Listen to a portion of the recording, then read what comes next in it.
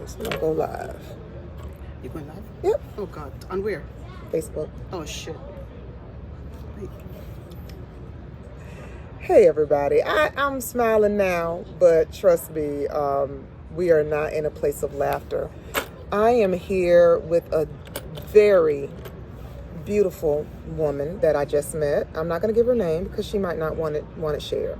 But we bonded over a social media site called Nextdoor, where she talked about the desperation she has to save her son's life. Her son is the same age as my son. He's 14. And she adopted her son at, actually, you started keeping him at the age of 4, right? Age 9. Age 9. She started keeping her son. Her son has been in 5 foster homes. He's been adopted once before.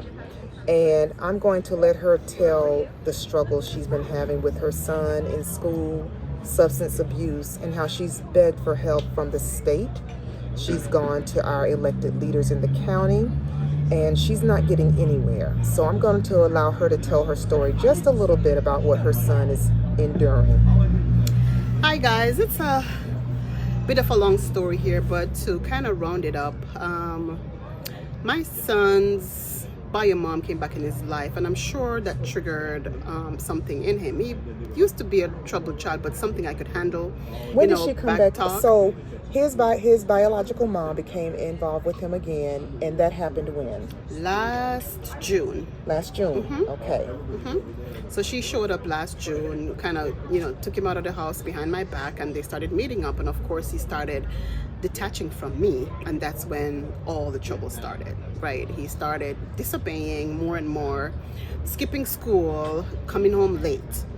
But before this was a child who, if I said, be home by 4, he's home by 4. And if he's not home, he will borrow somebody's phone to say, I know I'm running late, can I stay another hour? So he was largely, although he had some typical issues, maybe extra, he typically respected your boundaries. He did.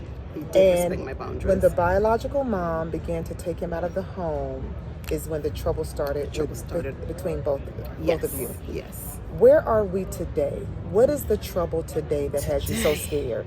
Today, we are facing the fentanyl crisis, the opioid epidemic that nobody's talking about, right? Sadly, my son started smoking first, of course, started with marijuana. I didn't know until when he started running away, and the way he was showing up when he came home to me. And I started reaching out to the school. I said, something is happening with my son. I can't put my finger on it, but I think something happened. Something is wrong. Please help. We need a meeting. We need to get this kid where he needs to be right now, and I can't do it by myself. So I don't know what something was happened. wrong. I knew something was wrong. I didn't know what it was. Okay. So I started asking for help. From the school. I started with the school, and I started calling just different people, council members, emailing CPS, emailing the past social workers that he had when he was a foster child in my home. And all I was getting, Tiffany, was resources on top of resources on top of resources. No direct help, but call here. Call do here. This. Call the crisis center. The crisis center say call DJS. DJS says call the crisis center. Now call who's Montgomery DJS? Department of Juvenile Services. So you have a child here. You know something's wrong. You don't know what's wrong, but then you figure out that he's on drugs. You call the crisis center. The crisis center referred you to a criminal entity. Well, because by that time now he started stealing, because of course he has to do his so he's drugs. Stealing to support his habit. Yes, he has a habit. Yes. And what else is going on in the world of drugs with him? Well, so he's also selling the drugs. Selling the drugs. Yes. And you mentioned something happened just last week. He overdosed. Yes. And what happened? So I had to call 911, of course. They came, they revived him after about 3 or 4 Narcans. They brought him back. He was in the hospital for a night, of course. He was very apologetic, but the next day he turned into the monster all over again. And he went to school, and of course, coming down from the high, he just went off on everyone at school. And I know it's the drugs. It wasn't just a kid trying to be, disrespectful and It was never like that before. He would never say a damn in my house, Tiffany. So we have a 14-year-old now. Okay. I'm just recapping to make sure I have a clear picture. 14-year-old child that was adopted at age 9, been in and out of foster care, who is now showing up at school, never had a problem, now is a problem. He has an IEP. He's addicted to drugs. He's selling drugs. He's stealing to support his habit, and he overdosed in your house. And I'm sorry, there's no help because why? I don't know if I'm not calling the right places. I've cried. Well, let me tell you, Tiffany, I'm calling people Who at have you 2 called? a.m. Who have you called? Cried to the crisis center. I've cried to the Department of Justice. I cried to the non-emergency police people. I've called them on my house. Even before I knew he started taking drugs, I saw little signs. I called them out. I said, can you come and talk to my son? Can you tell me where to go to get him help? I know he's sliding. You've talked to elected officials. I talked to elected officials. And what do they tell you to do? Call this person. So everyone keeps giving me the same referrals. We have a 14-year-old drug addict who overdosed, and they're telling you to call to get him help. Right. So everyone keeps giving me the same resources. I have emails from, so we've talked to the Tree of Hope. They were helping because there were a couple who decided to help recovery while they were they're in recovery. So they tried to help, but it was already too far gone. So right? why haven't they taken him out of your home and placed him in a treatment facility? I don't know. That's what I was hoping. And when I did try to get him into treatment facilities, even when DJS picked up a couple of the cases, I'm like, can't you force him? They're like, no, if he doesn't want to. So they're saying that a 14-year-old child who is turning into a menace to society can't get help, but he can be incarcerated. Yes. If he does enough wrong, he can be incarcerated. And this is what got me. When I said to DJS, you have to help me with this child, they're saying it's the laws in Maryland that's stopping. They overcorrected the laws. So now a child gets in trouble and they get away with it, right?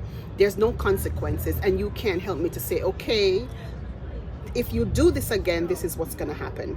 I'm going to take you home to your mom, and you have to go to school, or this will happen. He's not going to school, and when he does go to school, he's completely disruptive.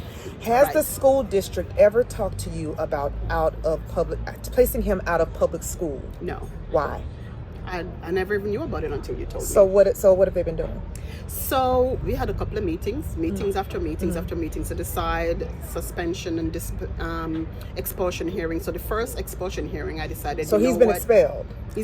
Just got expelled. It's not even final yet, actually. So he has an IEP, just got expelled. We know he's on drugs. We know he's addicted.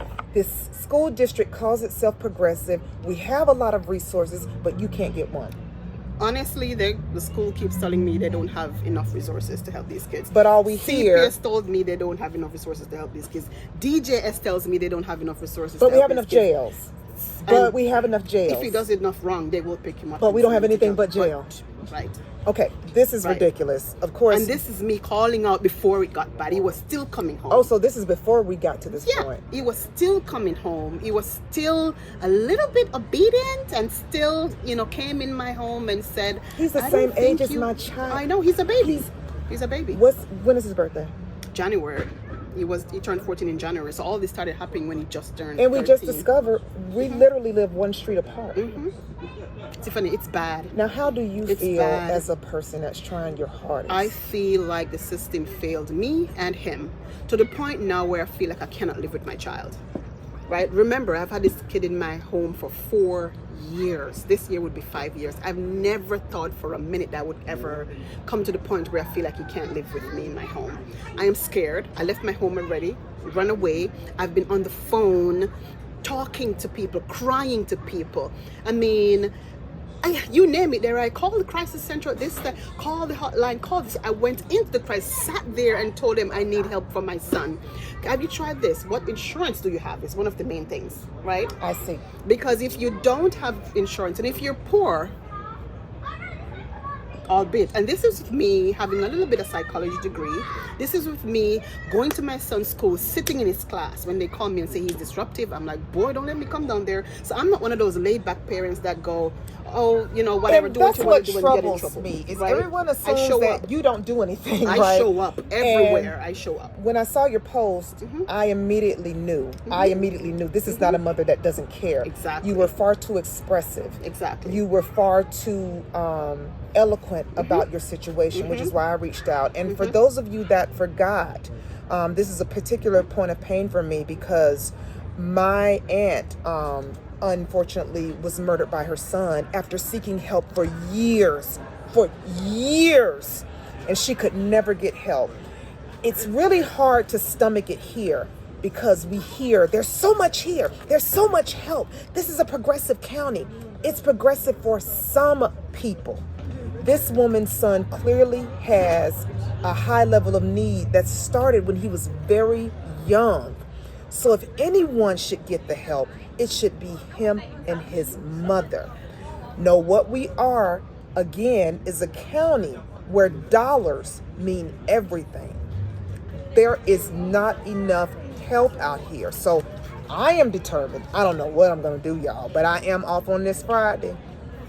I don't know what I'm going to do to try to get the help, not just for him, but for this mother, but for all of us that are struggling.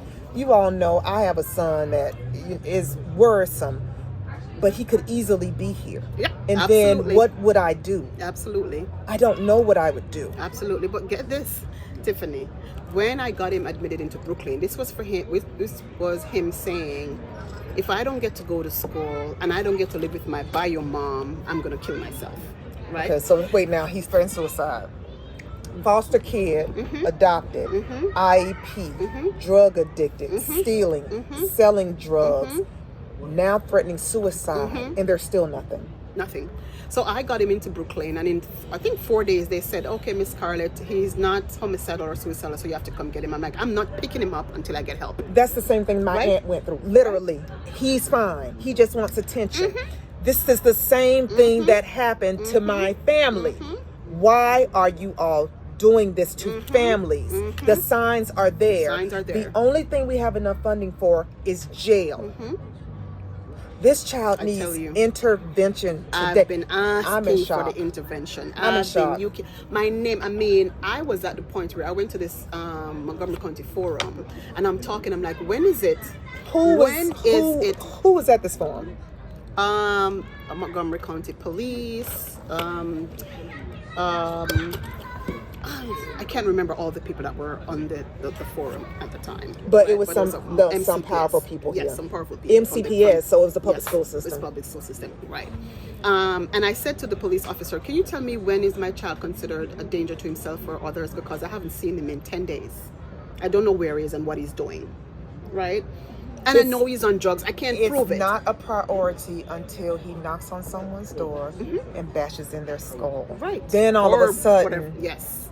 Then they're going to come question me and like, did you know, right? Because I'm telling you, I have no proof. I've never found the drugs, but I know he's a different child. But you also found something is overdosed. Happening. He overdosed. Yes. And all of this started after contact with his biological mother.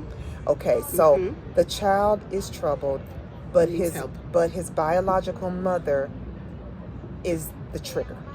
And as the adult, she's responsible. She's responsible for this. And she should be held accountable. And it's shameful. This is absolutely horrible. I am in shock that no one is helping you with everything we have here in this county. Right. It's a lie. And I've been saying that in the 4.5 years that I've been here. If you don't have the right connections and the right money, you're not going to get what you need. These kids are not just waking up one day and showing out. Something is wrong. Happening. Something is wrong, and we do not prioritize certain people. We do not prioritize certain children. I'm going to recap again. I keep saying this. Child in foster care, 5 foster homes, adopted once, return, adopted again. And now always respectful until the biological mother snuck him out of the house. He is now conflicted, apparently, because of course it's a rejection and you always want what you don't have. He has started using drugs. Mm-hmm. He is addicted. Mm-hmm. He has overdosed. Mm-hmm. He has threatened suicide. Mm-hmm. He is now stealing, running with the wrong crowd, and trying to support his habit. And there has not been one shred of help. Nobody has showed up at my door. So we're a community, right? And I'm reaching out and I'm emailing and nobody has showed up to my door, not once, to say, Miss Carla, do you want me to talk to your son? Even that, right? Even that. Show me that all these emails back and forth telling me to call this sandstone place and call this other place, and this place said, did you call this place? And that place said, did you call this place? And I have this place and I have this Given place. the severity of your come situation, on. given the severity Come of your on. situation, there's no way I would do that to you. Give me your hand. Let me navigate for you and with you. Exactly. You don't give a phone number and think you've done a service. This kid could die or kill someone or hurt you. Anything could happen, and then everybody then wants to respond about the youth. Don't forget, I said my son may be selling fentanyl. I said it. I said, I know there's an epidemic, and I'm like, he's getting it. And he's getting these pills because they're everywhere. They're in every corner, right? I didn't know what it was until my son started doing it, right? But I am looking out for my son and other kids. And other kids, which is what we do. And I'm saying to you, help my son, help me help my son, so that we can help 10 other kids that may be affected by this. That's right. And it's not happening. Because he got it from somewhere. He got it from somewhere, right? And still nothing. Oh, Miss Scarlett, he has to agree. Why does a 13-year-old have to agree to services? And he kept saying, no, nothing is wrong. I don't want it. Even at the crisis center, I said, if I take him to the crisis center, what will happen? Well, he has to agree to take the test. Otherwise, we can't do anything. Say what now? Okay. All right, look. Say what now? We got the story. How do I help my son? We got the story. How do I help my son? So right now I dropped him off at Shady Grove, and I decided I'm not picking him up until I get help, because I can't help him anymore. I do not know anything about drug addiction, how to talk to him, so we're constantly fighting and bumping heads. He's at the point now where I can help him, but I was asking for help before it got to this, before he was really even on any drugs. I can see the slipping happening. I can see him not turning in assignments. So it started happening slowly. I'm like, help. I knew it was all going to go you downhill. knew was you have 2 sons you've raised successfully. That's all you knew. And you thought Yep. you could do it I here as thought well. I could do it here as well, because all my intention we was need to help some him. help. Anybody on here in Montgomery County that knows what we can do, and y'all know when I get started, y'all know I don't stop. Montgomery County, I know y'all on here. Y'all gonna get tagged in this video. I need y'all to reach out to me. You know how to find me. I need your help. I'm coming, and I know y'all see me. And I'm not gonna stop until this woman and her son get what they need. I'm not stopping y'all. Y'all know. I'm gonna hold you accountable. You ask for my taxes. I'm sorry, you don't ask for nothing. You take my money, you take my property taxes, and you ask for my vote. So guess what? I'm coming, y'all. Because this is not one story. This is the story of hundreds in this county, thousands. Exactly. And if they're failing her and her son, it's a whole lot more out there that are getting failed too. Oh, Tiffany, and remember, I'm the one that's outspoken. I'm the one showing up at school. I'm the one showing up to places. I'm the one picking them up. I'm the one with the insurance that can pay for stuff. I am the one. What about those who can't advocate for themselves, who can't even speak English, right? Who can't pick up the phone and say, here's what I need. Who can't get up and go to the crisis center and sit there and cry. The people who just cry in their rooms by themselves. So right? you're saying that we have somewhat of a privilege because we can do that. We're talking about the ones that don't have any. Exactly. What's happening to those children? We're not What's done. happening to This those is just the beginning, y'all. This is just the beginning. I want to advocate for the other kids. I want y'all to reach out to me first before I start doing what I do, because y'all know I don't rest when it comes to children and mothers that look like me. Y'all know I don't stop. Needs help. Again, I'm going to say this again. Adopted at 9. 5 different foster homes. Already adverse childhood experiences. Adopted once. Family didn't keep him. Came to Michelle. Doing well. Doing very well. By- A student. biological mother A comes student. in, Oh my disrupts God. his whole life. He is now on drugs. He's addicted. He's overdosed. He's 14 Overdosed twice. and just got expelled from school. Where is the help in this well-resourced, progressive, rich county? It's there for somebody, but it ain't for people like me. We're going to sign off. We're going to come back with a part 2. I'm not going to stop y'all because this touched my soul. I have a 14-year-old that's a little wayward, but it could easily be him. Easily be my son. Easily. So we're not going to stop. Montgomery County, if y'all know somebody that can help this family, y'all let me know. Good night.